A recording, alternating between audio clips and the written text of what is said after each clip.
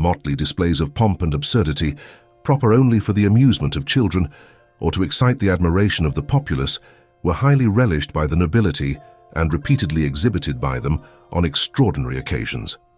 One would think indeed that the repetitions would have been intolerable.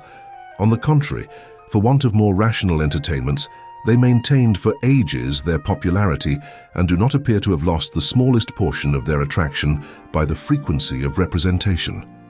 Shows of this kind were never more fashionable than in the 16th century, when they were generally encouraged by persons of the highest rank and exhibited with very little essential variation, and especially during the reign of Henry VIII. His daughter Elizabeth appears to have been equally pleased with this species of pageantry, and therefore it was constantly provided for her amusement by the nobility whom she visited from time to time in her progresses or excursions to various parts of the kingdom. We shall simply give the outlines of a succession of entertainments contrived to divert her when she visited the Earl of Leicester at Kenilworth Castle, and this shall serve as a specimen for the rest. Her Majesty came to Kenilworth on Saturday the 9th of July, 1575.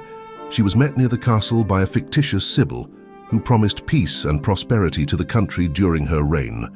Over the first gate of the castle, there stood 6 gigantic figures with trumpets, real trumpeters being stationed behind them, who sounded as the Queen approached. This pageant was childish enough, but not more so than the reason for its being placed there.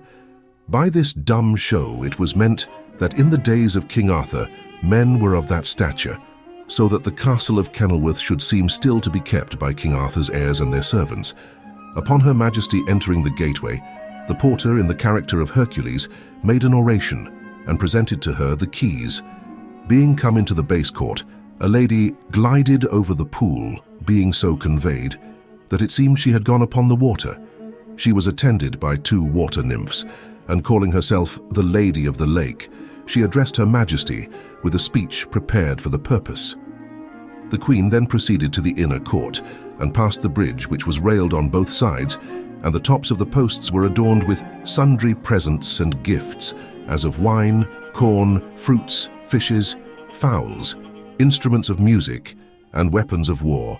The adorned posts were well-proportioned pillars turned. There were 14 of them, 7 on each side of the bridge. On the first pair were birds of various kinds alive in cages, said to be the presents of the god Silvanus. On the next pair were different sorts of fruits in silver bowls, the gift of the goddess Pomona. On the third pair were different kinds of grain in silver bowls, the gift of Ceres.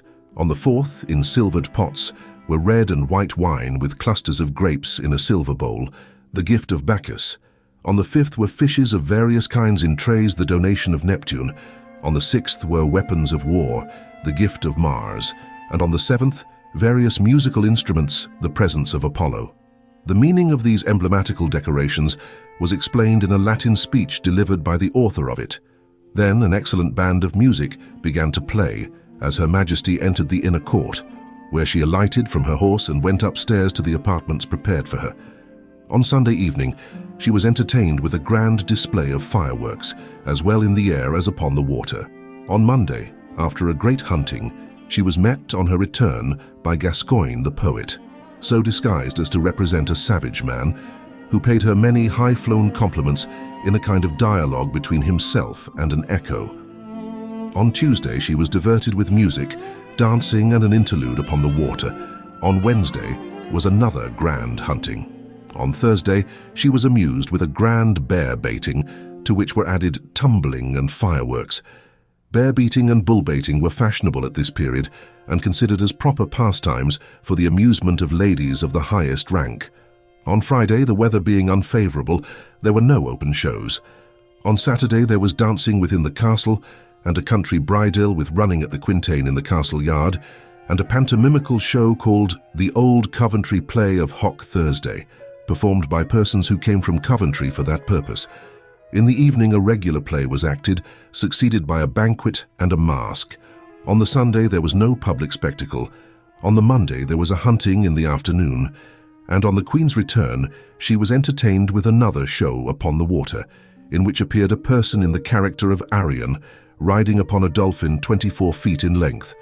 and he sung an admirable song accompanied with music, performed by 6 musicians concealed in the belly of the fish.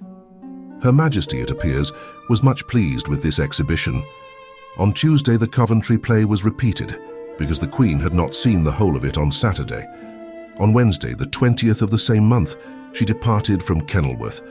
Various other pastimes were prepared upon this occasion, but for want of time and opportunity, they could not be performed.